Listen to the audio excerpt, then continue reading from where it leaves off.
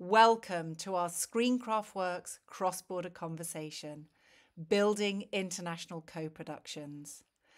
Thank you to our partners Genelec for supporting this series of talks and Brunel University London for technical delivery.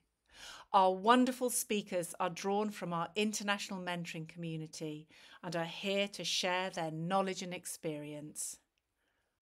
Hey everyone, my name is Carol and I'm a producer from Karachi, Pakistan. I recently founded my own company, 67 East Studios.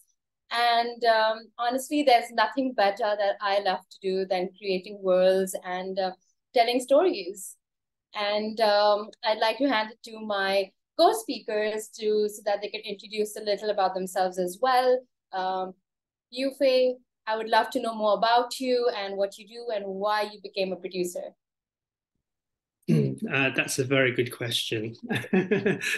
My name is Yu-Fai Suen. I'm a UK-based producer, but I have worked pretty much in a lot of countries in Europe and the US and India and China.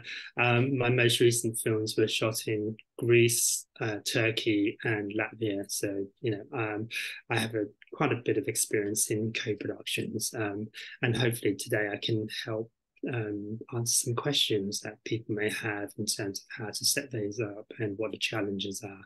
My name is Raquel Scott.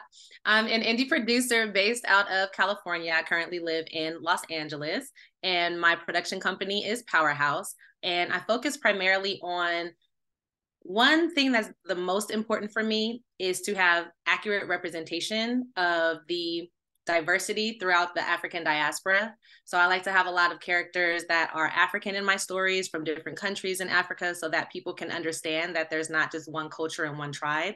And one thing that we've been exploring recently are the relationships between African Americans and Africans, because that is something that has some contention based off history, obviously. And otherwise, we just do dramas. We like psychological thrillers, things like that. I'm a horror fan myself. And I think that's about it. I'm excited to talk about co-productions because I love, obviously, dealing with various cultures and people from different countries. Hi, everyone. I'm Michela Giorelli. I'm based in Miami, Florida. I am currently the VP of Unscripted Production for Telemundo, which belongs to NBC.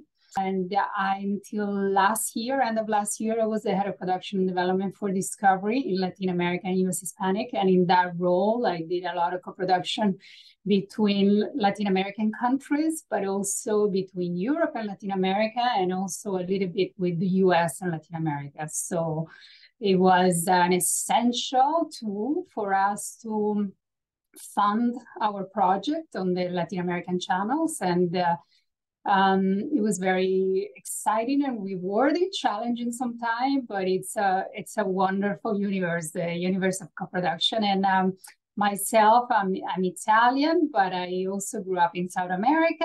I went to school in the US. I went back to Italy. They came back to the US. So I just love anything that is international because it's part of me. And so I really enjoy co-production for that. I think that's amazing. I think that I love that we all are so diverse from where we come from and the kind of and the kind of places where we've been to tell stories. And I think one of the most important things for me also is, like what motivated all of us to tell stories across borders, because it is, it's hard, it's also challenging, but there's something so fulfilling about it. So, why was it so important to you? One of my most recent films is Nazira.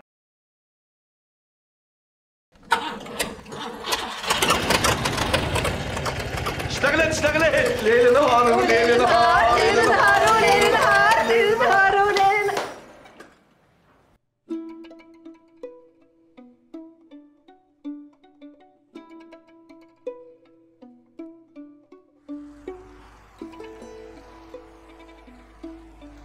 يا عالم في حدا هون؟ ليكم لا تكذبي علي. بتعرفي قديش صار حقهم بالحصار؟ هذا البيت ما لازم ينقصه شيء طول ما أنا موجود. رح يخلص الحصار ممكن. قربي.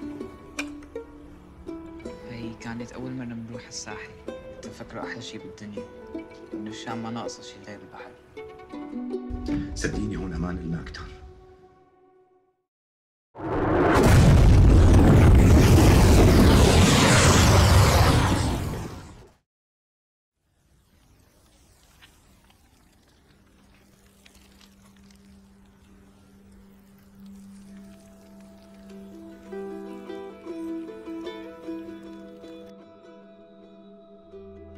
ماما لازم أغير رأيه، رح يروحوا. لكن استناها تموت هون وأنا عم بتفرج عليها؟ لك أنا معتز من أبو أحمد الكيال يقولوا عني العالم نازح لاجئ. لا حدا يقرب. عم تخوفني على جثتي اللي بيطلع.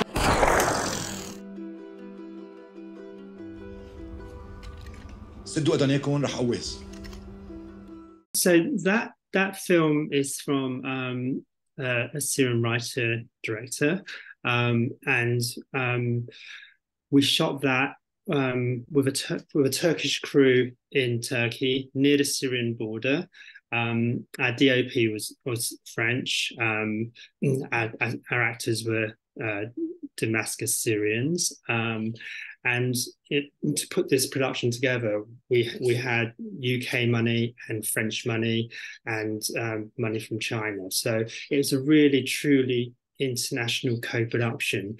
And you know, the secret to making that all happen was, apart from the wonderful story that we had, the script we had from Sudad, is finding the right partners to produce the film. The local production people in Turkey were fantastic, and again, they came through recommendations. We had looked at other places in North Africa and in Greece and other places, but we found our locations, quite near the Syrian border, so it reflected what Syria would look like, or Damascus would look like. And it's the key thing I would say is just finding the right local partner, for your production. So that's one of the key things that made this film happen. It was beautiful, and how we were able to win awards at Venice and other places, with this film. So that's the story behind the zoo and how we put it together as a co-production. Yeah, that's actually very relatable. First of all, I absolutely loved the trailer. I really loved it. And I think it kind of takes me back as well to some of the co-production that I did, where it was just a vast cast and crew from all over. And I think that's maybe one of the reasons why I love doing international co-pros, is when you get to connect with people from around the world and then tell a story that you guys mutually want to tell. There's something beautiful about that. And so what about you, Raquel? Like, what are your first steps towards taking on international co-productions? What do you look for? That's a really great question. And there are so many barriers that can come about when working with people from different cultures and different countries. And one thing that is the most important is sort of mutual understanding and just general respect, and, of people's, their knowledge and where they are, especially when dealing with, there's this very high standard, this Hollywood standard. I live in Hollywood, I have a master's in film. And so sometimes the quality level that I'm looking for may not be what they have been taught, what they've had available to them in their country, or maybe they are just really skilled and experienced and they're getting all of their knowledge, just by being on set. And so being sure that we are in alignment when it comes to what is the goal of the project, what we want it to look like, what we want it to feel like, and being able to say, being open to learning and being able to say, like, this is something that we want to do. Are you able to accomplish that? And if they're not, how can we build a team around them or add other people to our team so that we're all learning and growing, instead of it being, well, I'm the producer and you have to do it this way. I'm very much like an open, collaborative producer, not like an authoritarian. I absolutely love what you said, because I think on similar terms, I can relate to that as a producer as well. Like, because usually, based in Karachi, I know there's so many limitations that we have in terms of technicality and things like that. But whenever we have foreigners coming in here to work it requires so much open-mindedness, and they do come with that. So I think that's what makes, I think, my life as a producer easier as well, when everyone's open to achieving the same goal, even though the route might be different. So I think that's such a great point. But, you know, I think what was really interesting me is for Michela actually is, so as a producer, what do, like, how do I approach you as an international commissioner? Because that's such a different role and that's such an important one as well. But what do I need to know as a producer when I approach you?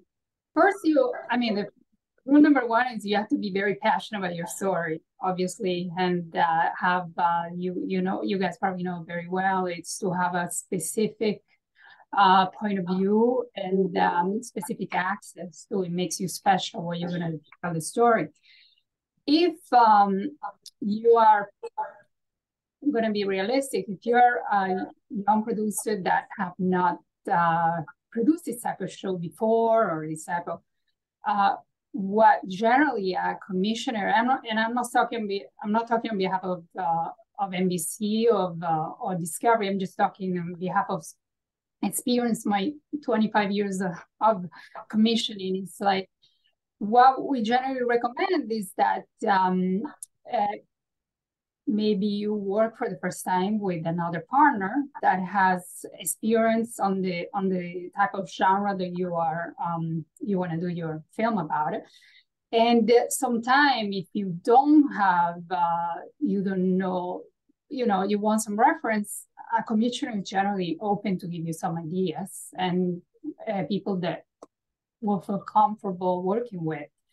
And but again, as a young, passionate producer, it's also important that you like the people that you're going to work with, that you feel comfortable and you think they're going to believe in your film. Because if you go to a huge company and they have, your film is not going to be their priority, that doesn't really, and that's not going to make you feel comfortable anyway.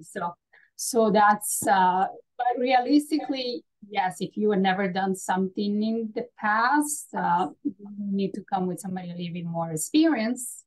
And there's a lot of learning to do from that. So, for example, when we were working on sometime on projects for Latin America, when for example, we wanted to do something for the World Cup that was going to take place in Brazil. But we say we want to make a documentary that can travel around the world to see how Brazil is preparing for the World Cup. And I remember our client was International Discovery. So what we did, we went, actually, I remember going to Liz McIntyre and say, do you know a production company from the UK that can help me? I can partner with a Brazilian company so we can make it a little bit more universal, more global, the language. And we partnered to production company, and it was very interesting. And they were able, because it was a treaty in place between Brazil and the UK, they were able even to save some money because there were some tax incentive. So those are the type of things that as a commissioner, you're always thinking. And but I mean, the best recommendation I can give you, if you have a lot of passion and you have a clear point of view and a clear story, it's really what convinces us. And even if you're inexperienced and your passion comes true and you have an interesting, you have an interesting project that you have done in the past, that's what opens the door. The passion is number one thing, I would say. And I don't know if you guys want me to show already a little bit of one project.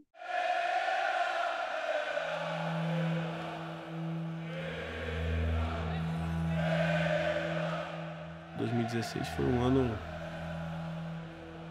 o melhor ano da minha carreira como atleta. A Chapecoense era uma equipe muito forte, muito madura. Uma equipe que, dentro ou fora de casa, jogava bem, sem medo.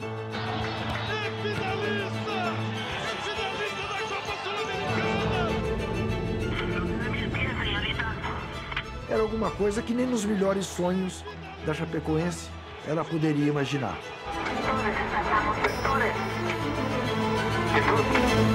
Só que o sonho se transformou num brutal pesadelo. A tragédia da Chapecoense não era um simples acidente aéreo. Havia um lado obscuro. Sempre fiquei atrás de respostas, né? 71 pessoas morreram, 19 eram jogadores. Por que aconteceu? Quem são os culpados? A mentira, ela tem várias facetas, né? A mentira é um camaleão. A verdade não. A verdade é um leão. Se ela tiver fome, ela vai vencer.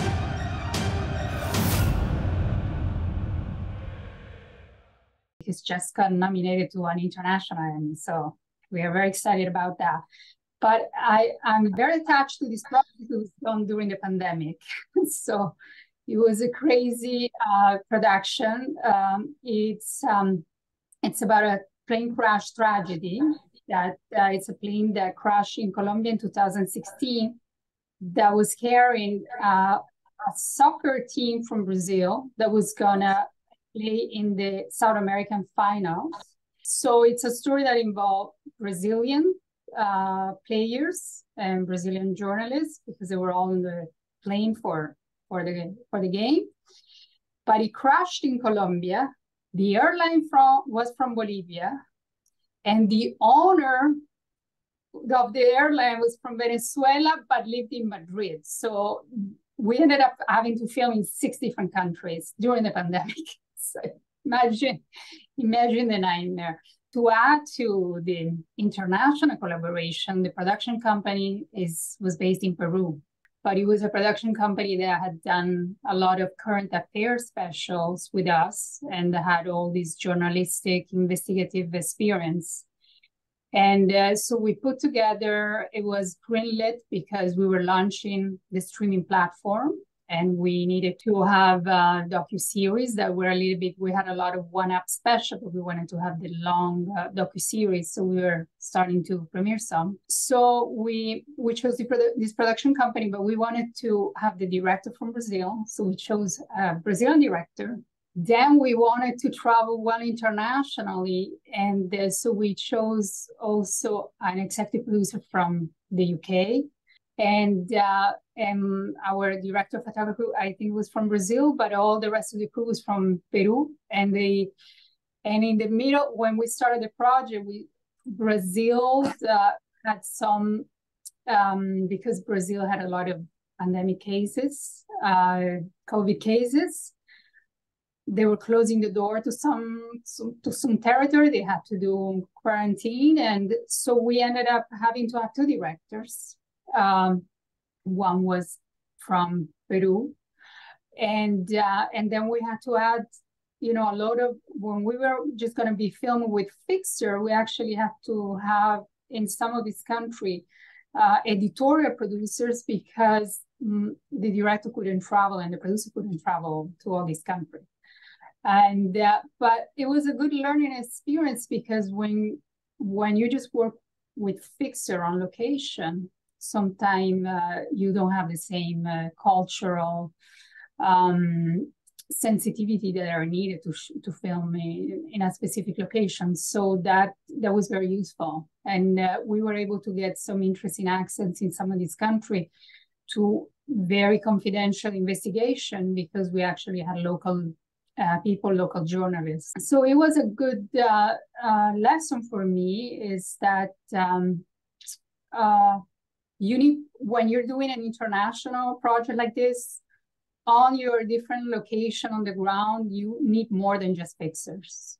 You need really people that understand the the place, the people, that is aware of all the cultural nuances, and they know all about the incentive and the rules, the regulation is very important. So that's, for me, it's key in eco-production, is to have people that really know the territory where you want to film and where you want to take interesting material. And when you want to do a investigation, like a criminal investigation like that we did in this case. So that was the biggest lesson that the pandemic taught me, in a very forced way, because people couldn't travel everywhere. No, that makes so much sense, because I remember when I did, last year, I did 2 international co-productions, one more indie than the other. And in the first half of the year, I think COVID was at its peak in February 22.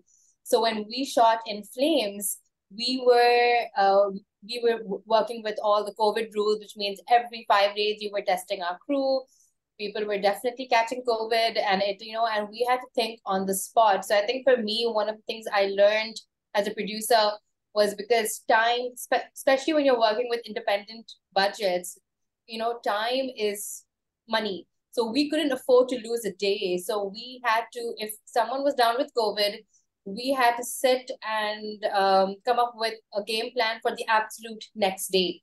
So I think it kind of taught us a lot as well, like how to keep on our toes, how to damage control, come up with alternate plans. And it kind of required everyone to be on board for it. It was quite challenging, in fact. And then it was interesting because something that you said, but you need more than fixers when you move to another country. And even though, so for the second film that I did, which was Queen of My Dreams, which I'll just play shortly, it was a period piece. And it was a Canadian funded film, but it was still a little, I'd like to say, more commercial than In Flames, right? Like the budgets were slightly higher. But for a period piece film, it was so tricky because when they came here to scout, they realized that there's such a big difference. And you don't just need a fixer. And, in Pakistan, we actually need a team of researchers who know how to bring out the 60s and 90s era of this country. So it was a lot more work that was needed. And, I think that was an eye-opener for everybody. Like, you need to know the terrain that you're shooting in. अम्मी से बात करनी है? तो कैसा चल रहा है तुम्हारा मिफ़ा? It's an MFA, Mom. It's an acronym. Nobody says it like a word. I'm not nobody. मैं तुम्हारी माँ हूँ. ये बदतमीज कैसे हो गई वो? जी आ जाओ. मजा आएगा. हमारी अम्मी रहती थी यहाँ 1969 में. सब कुछ मुख्तलिफ था.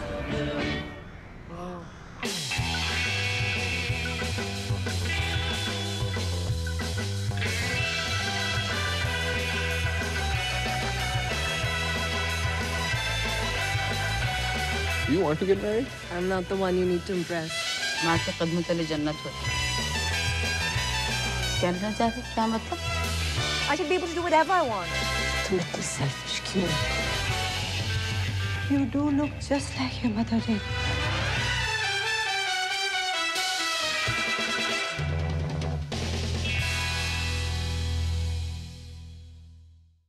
Like if you just see the element of what it takes, I think as a producer, we all know what it takes to build something of that scale. So, and also coming to now to Raquel, because you have such an amazing body of work. And, I would love to know actually that, in terms of like, you have your first international, I think, co-production in development. So, what do you look for in terms of, rules and country-specific standards? Because when we work and when we do international co-productions, we need to be aware of every country's working methods and paperwork and legality as well. You're absolutely right with that. And I feel that one way to go about it is to find a country that has the best tax incentives, right? And then create a story or find a story where you can shoot that.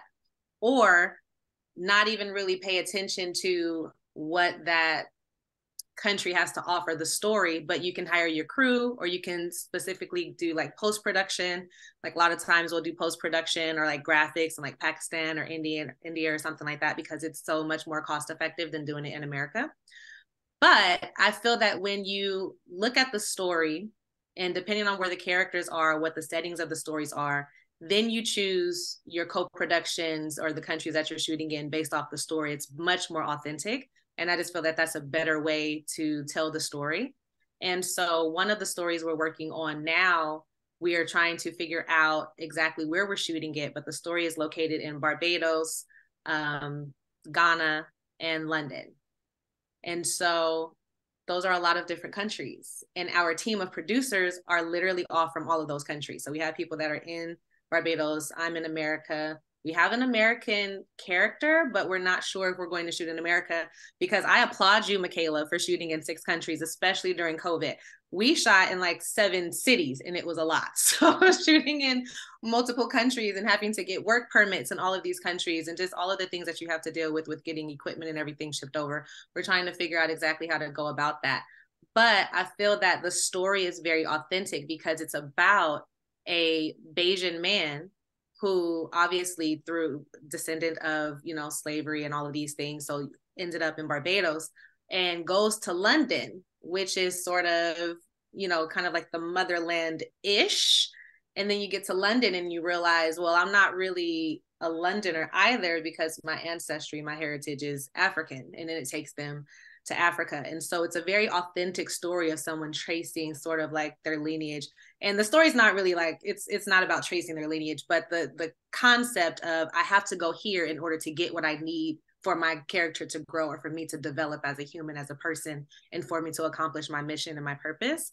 And so that's really exciting. And I was actually brought on through a producing partner of mine who was hired on an American production, but it's the first time that I worked with people who were from other cultures and backgrounds. So my producing partner, Tosin Coker, he's Nigerian American, and his sister was AD on the project. She's Nigerian American. And having us, again, this is kind of like the nucleus of how I got into this African sort of storytelling.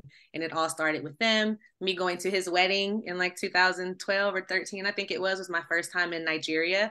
And so literally this project and him being in my life is what kicked off everything that's going on in my life now.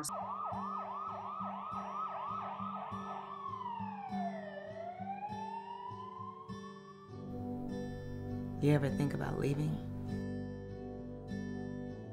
You know, just get the hell out.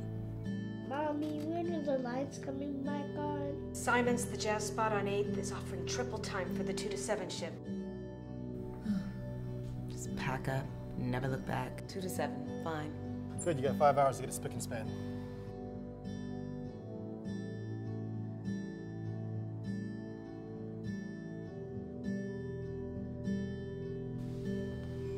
Whole new life.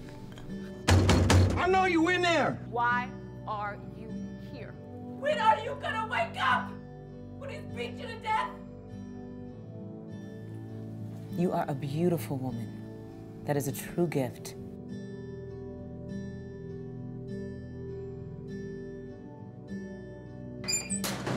So they're making that piece of shit pay or what? His lawyer got him another 6 months for financial hardship.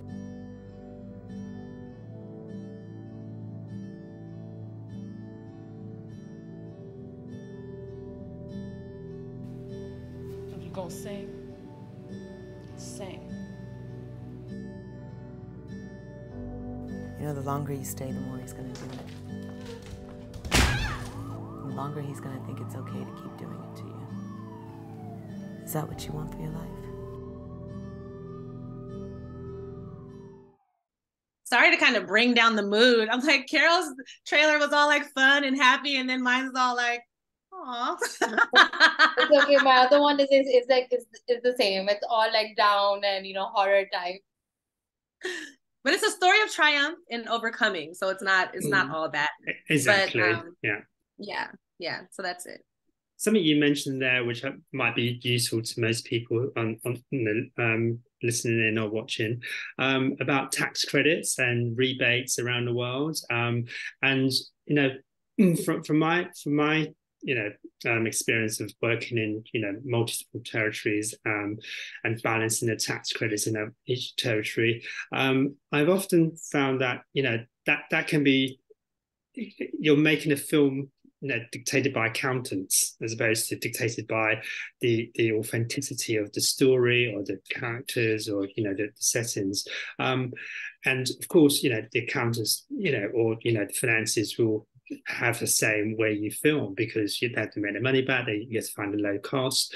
But for me, it's always about trying to balance that setup. We're not going somewhere because it's got 40% rebates. We're going somewhere because we can make the film or the story authentic and make it as real as possible for the audience and true to our vision, because at the end of the day, it's our vision that we're trying to help the director, the cast and crew create. So I would say, balance that up with, where you really want to shoot. For instance, Canada offers 40% in certain states, but it's so expensive there. So the extra you're paying there and getting the 40%, you might as well go somewhere it's 20%, but a lower pricing. We've done quite a bit in Turkey because the production values are high, even though there's little or no tax rebate. So, and we're able to make it authentic, with the right locations and so forth. So I would always say, try and balance it up. Don't let the tax credits and rebates drive you to places where you may not want it to shoot because it doesn't feel right. It's not the right environment. I love that you said that. And absolutely, I also feel like just honoring the country, right? If I have a story and I am being inclusive of whichever culture, whichever traditions, then having to shoot in that country to be able to experience some of those things. And then also having people work on the production that are from that country. It just is such a better impact than trying to find places that look like it in America or wherever you are. Yeah, I actually 100% agree with that, because, that's what I respected about the director, Fawzia Mirza, who did Queen of My Dreams, because she was determined to come here, bring her Canadian crew to Pakistan, and showcase because it is tricky to shoot here, right? Just in general, just because we have such a massive population in just Karachi, and there are different rules, but they were so determined, and from I think majority of them, it was the first time that they were coming to a city like this. But it requires you to be so open-minded and to actually engage with the script and be prepared to tell an authentic story and not just be safe. Just from your trailer, you can see the vibrancy and the wonderful atmosphere you were able to create. Okay, it's 1969, but that sense of Karachi back then. Of course you can create in the studio, or you can do in CGI, but being there, you can almost feel it. The sweat coming off people, or the atmosphere. And I think as filmmakers, we should try and be as true to that as possible. So and I really applaud you that you made it look so amazing. It was just so colourful. It's like a feast for the eyes. Yes, no, we had a great team. We had a great director, and it was actually one of a wonderful international co-production. It really was. I think it's so important when you take on co-productions, especially across borders, just to realize how much you need to be like. I think Raquel also said that, and so did Michela, is where you need to be. You need to form a bond with your crew. Like, you need to make sure that you see eye to eye. You're open to working with different, but people who might not even speak the same language. How do you navigate that? I remember our DP was from Hollywood. Like, he's from LA. He's LA based, and he was working with a team who basically spoke Urdu. And he said, I don't need a translator. We will figure it out. And I respected that so much, because our crews here knew some words of English, and they all bonded because technical language across the world is the same. So I think that's so much to do with respect for people, which actually makes me think of something that Yu-Fai said just now, which is we all do. We work on more commercial budget things, and then also independent budgets, indie, which has so many restrictions. But I thought it would be great to know between all of us, in fact, how do we navigate those two spectrums? Because when you take things across borders, there's a definite budget jump, especially when you think from a producer perspective. Michela just said that you did something that span across 6 countries. I thought it would be great to know how your mind as a producer, commissioner, works when you think of budgets and the scale of the project. Yeah, that's right. I mean, you have to have an amazing accountant also in your teams, because they are the one that deal with all that nightmare. So many countries, like to you guys' point, that don't even have tax incentive, but it's very competitive to film there.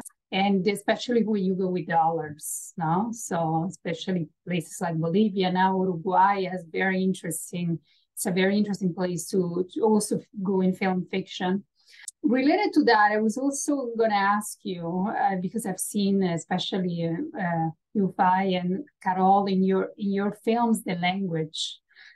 Because for me, it has always been a big challenge when I'm trying to convince the bigger territories with languages. My shows have always been Spanish and Portuguese, and we are very, I think I've been always working with markets that are very tolerant to other languages, but I was wondering what is your guys' experience with the languages? When you produce, I mean, you think about it, do you try to make sure you have a big percentage of English in your films, or that's not something you think about? You want more authenticity? I was just thinking about the locations where you guys filmed. With the advent of Netflix and Amazon, especially Netflix, where they now produce across the world, and they've actually opened traditional English language, territories like, UK and US to subtitle films and TV series. So I think that the world, the media world is moving more towards multiple languages. When you think, the Oscar went to Parasite, which is a Korean language movie. So I think there's more acceptance of foreign language films, and also to be authentic. I shot a film set in Berlin, 1939, a German story, but we had English actors and speaking English. Now if I made that film today, I would do it in German. I would definitely shoot that film in German with German actors, and even if famous German actors to get it funded. But so for me, I think the language is, the script will dictate the language. My Syrian film is going to be spoken in Arabic because that's what people speak, and maybe they speak one or two words of English, but it was it was a BFI film for British companies who commissioned that, knowing that it was, they didn't say to me, can you make this in English? They just said, we respect your vision, your script. It has, it's going to be in Arabic language. They asked me at the beginning, what language are you going to shoot this in? I said, it has to be Arabic. Why wouldn't it be Arabic? This is an Arabic, Syrian family in a conflict. They're not suddenly going to break into English. So for me, and I hope, Carol's point on this, the authenticity has to come from the local, languages that we hear. And I think the language is less of an issue these days. But maybe with the studios, it may still be a little bit of a barrier. But, I've shot studio movies, and I've had to say, where the language is Spanish or Greek or whatever, they've allowed us to do that, to make it authentic, and it's I remember shooting a film with Russians way back, and they said the Russians are speaking Russian. I said, yes, that's because they're speaking amongst themselves. They're not going to speak in English amongst themselves. So but now things have moved on. Even when we shot both In Flames and Queen of My Dreams, they're both stories. In Flames is purely based in Karachi. It's a pure Karachi story. So I think, and it was funded by Canada, Telefilm Canada, and they had absolutely, because the whole thing was set here, so Urdu is the national language, so I think they had no issues with it. And same for Queen of My Dreams. When the part that's shot in Nova Scotia, they have a mix of English and Urdu depending on the family and the characters, but we didn't really have a problem in terms of language because it's subtitled. But I also realized that the audiences are kind of growing these days. And it's very eye-opening, at least for me. It was a great learning to see which festivals look at what kind of content based on the audience that comes. So for example, Queen of My Dreams is this, a beautiful, queer, South Asian and Canadian film. And it really hit the right note in Canada, at TIFF, because of the kind of audience that exists there, this immigrant society, people who could really relate. In Flames, on the other hand, was, it did great there, but the audience that received it so well was at Cannes. So it was very eye-opening for me to see that you know, wow, people are so receptive towards films in other languages too. Even I was a little first, like, you know, oh, okay, but the audience there really received it well, even though the whole thing is in Urdu.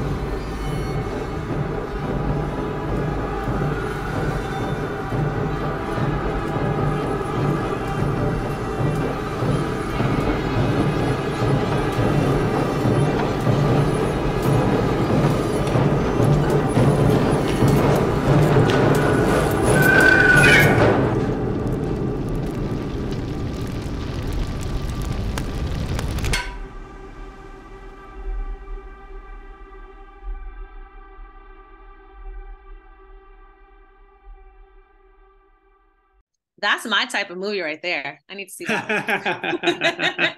We'll send you a link. Yeah, so, you know, I think there's such a audience reception has been something that I've learned as well, that, you know, okay, people are now more receptive towards things, which, you know, which actually brings me across to Raquel. Like, you know, you mentioned that you enjoy working with stories about which cater more to African women and women in general.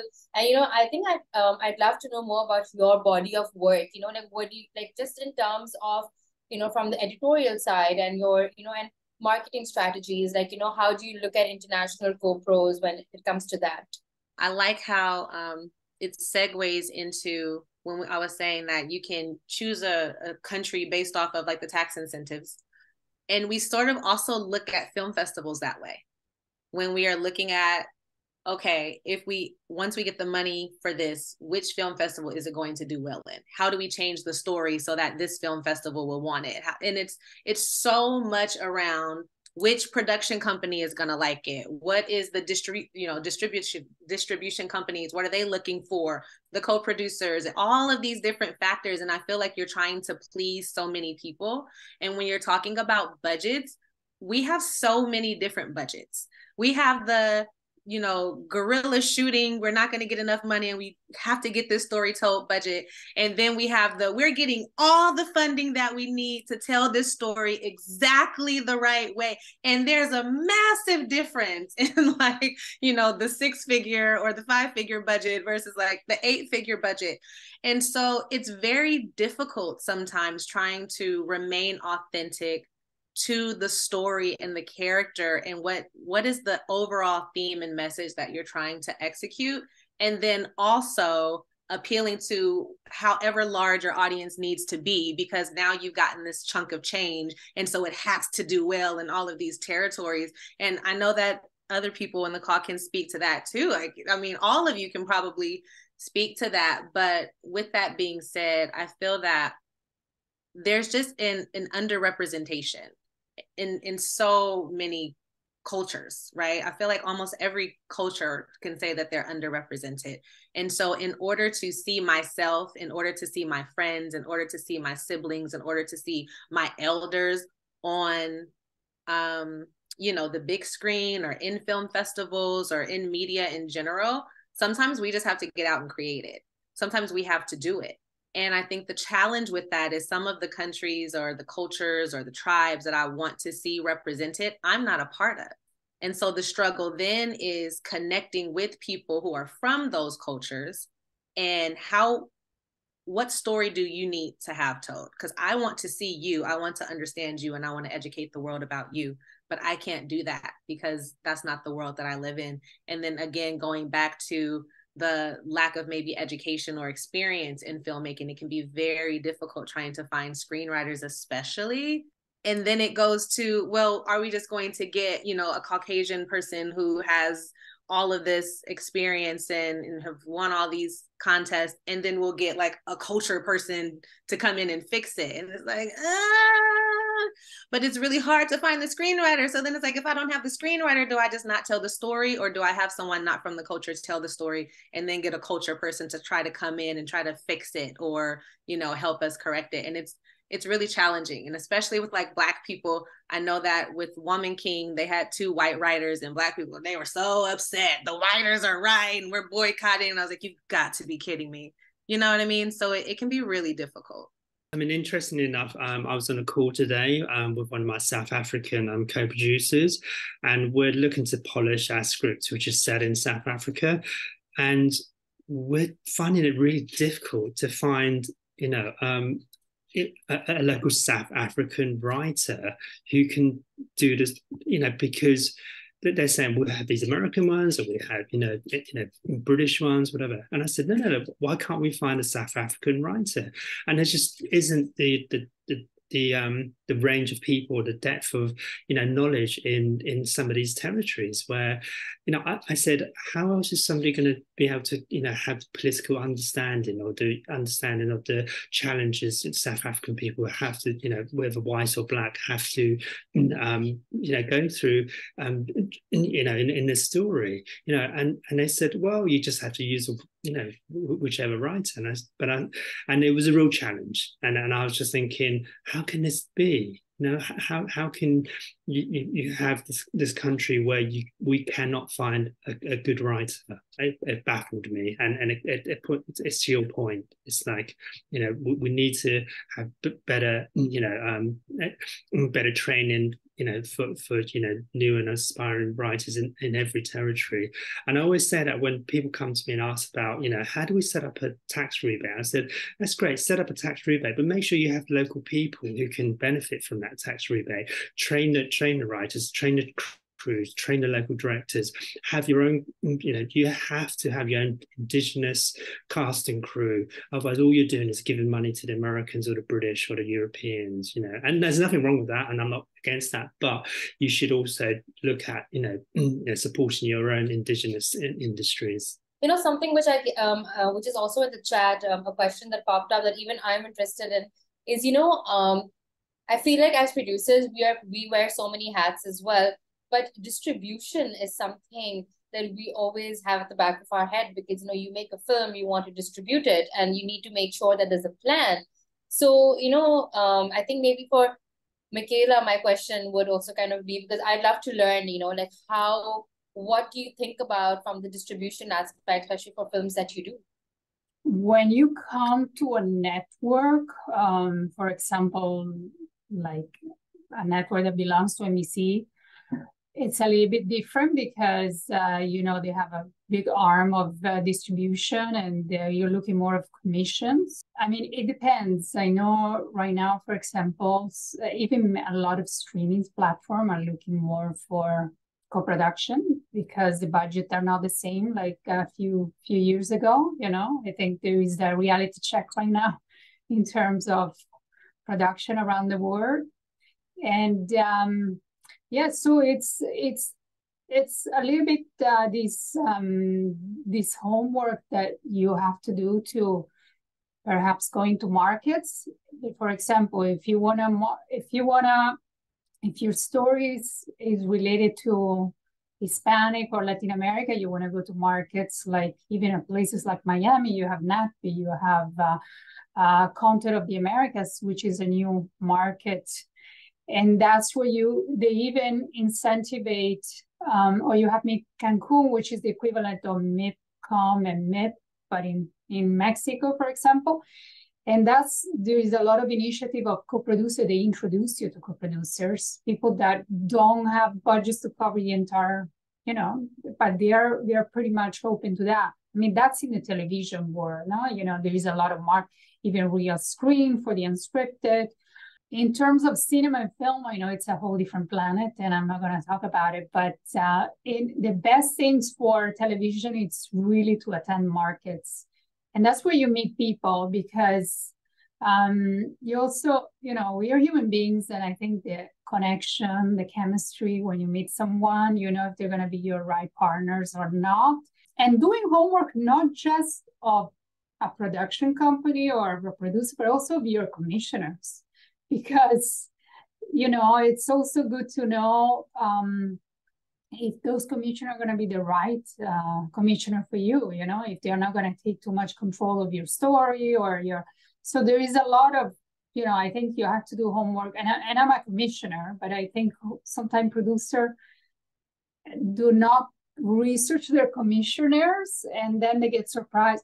Oh, wow, I didn't know that they're going to take control 100% of my narrative.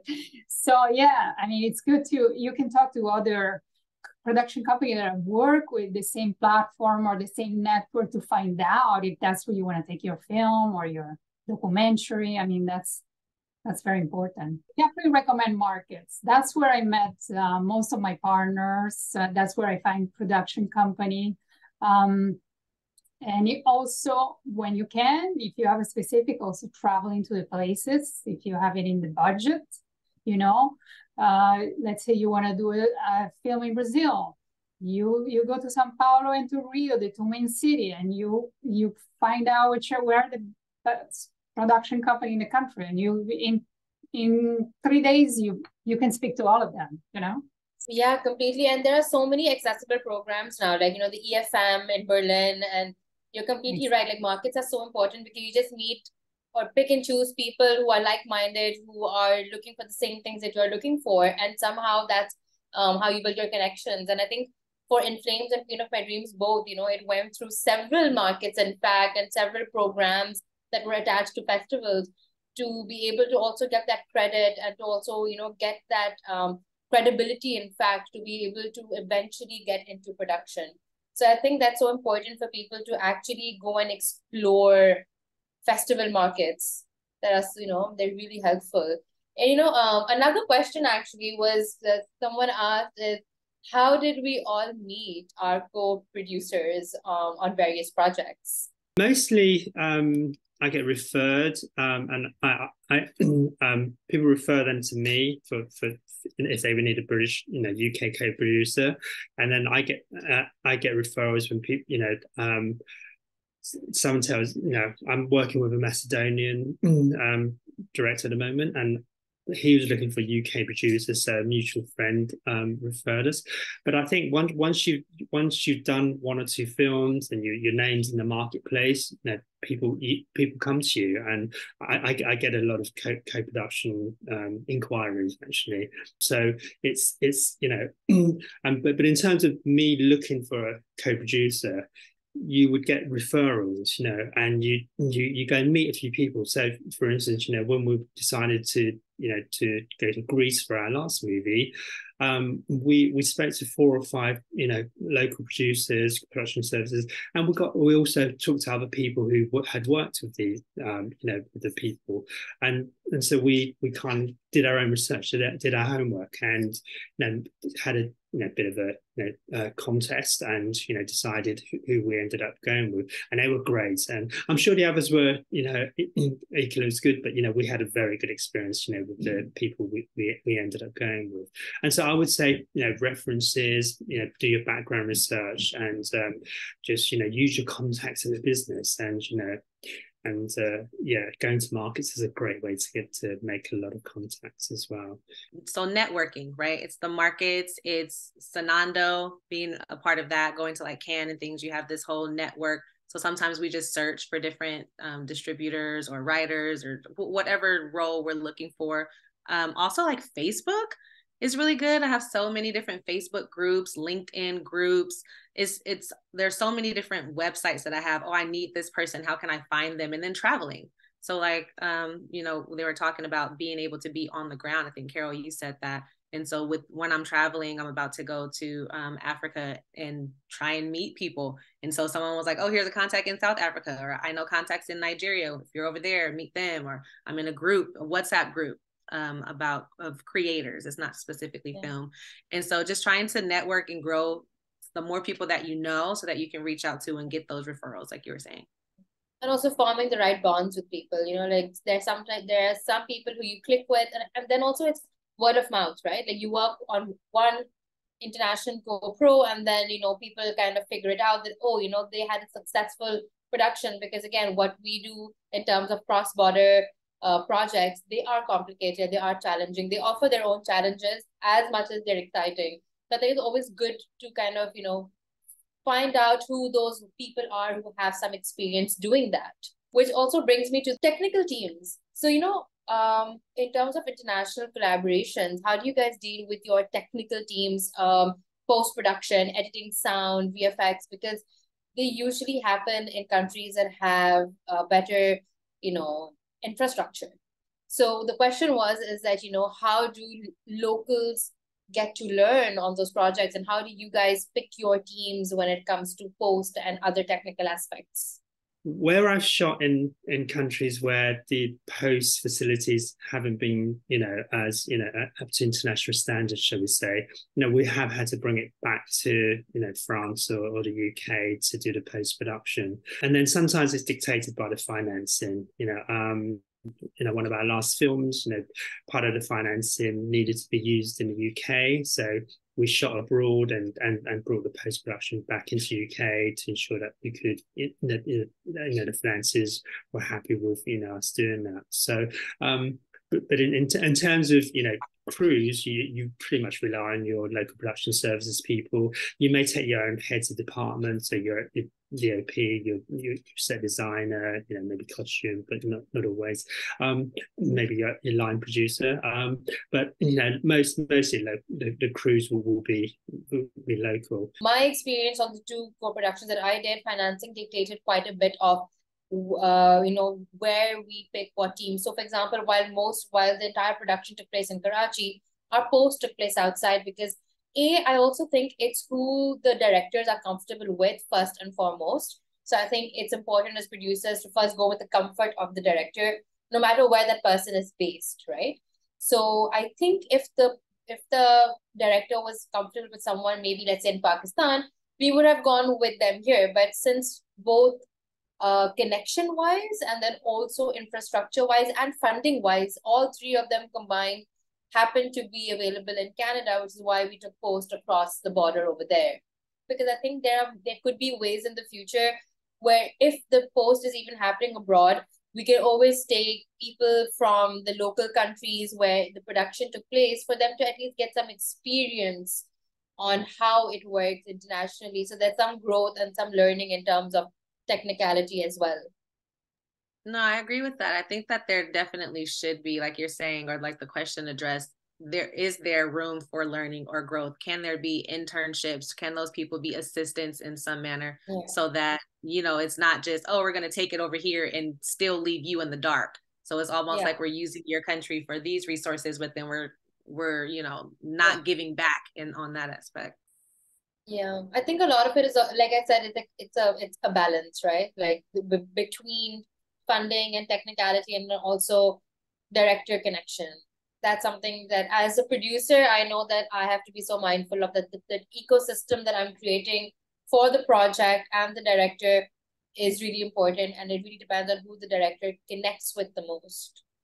Do you have any advice on how to utilize dual citizenship? In the UK, to ensure you get the UK tax rebate, you need to, get a certain number of points, and having the director or the writer as British gets you the extra points. And then similarly in Canada, for instance, there's a similar system where, if you'll get points if you hold a Canadian passport. So I've actually worked with a director who had, I think she had 3 passports actually, but we were able to do the co-production between UK and Canada and benefit from both. I know that's fairly unique situations, and about known Amber's nationalities or passport holding, but that's the kind of thing that you can use to your advantage, of course. And as you say, you just reach out to local production companies, in the countries that you hold passports, or nationalities, and to say, how can I be be helpful to you in your productions. What tools and resources help you practically to organize working across countries? I have a gang of producing books, and this one, what I really liked about it is it's so thorough. It will tell you, like, check shipping dates, check freight, check this, check that. About permits. Sometimes we don't think about each person has to have a permit. How far in advance do you need to get a permit? And then having badges, the way that they say, like, make your badge, and being able to identify your staff members, and doing it so that other people who are in the country can't just say that they're a part of your team, right? And so it's like, it's so thorough with things. It's like, man, I never even thought that I would need to know this. Like, they don't ship every day, you know what I mean? So it's really great. That one book, if you have that one book, you'll be set for sure. Thank you to our speakers for such fascinating insights. Hope to see you at the next event.